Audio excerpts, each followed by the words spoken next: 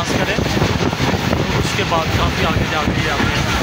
बहुत ज़्यादा ये पंखे लगे हुए हैं, बिजली तैयार करते हैं, ये पानी निकालते हैं, इसके बारे में इतनी मालूमात है। लेकिन ये बहुत ज़्यादा रकबे में फैले हुए हैं, दूर दूर तक आपको नज़र आएंगे ये। और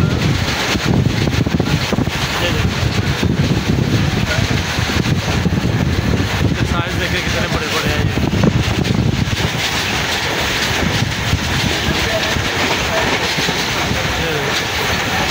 बहुत बड़े बड़े ये साइज में हैं।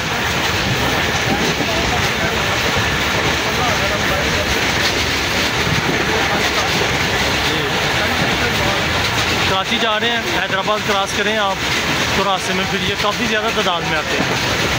अभी तो ये कुछ भी नहीं है, बहुत ज़्यादा ये है।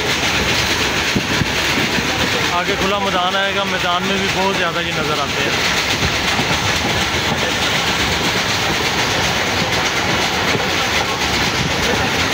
ये तो मोबाइल के कैमरे पे जो है ना इतने बड़े नहीं नज़र आ रहे, लेकिन ये जो हम फिज़िकली देख रहे हैं तो बहुत बड़े बड़े पंखे हैं ये।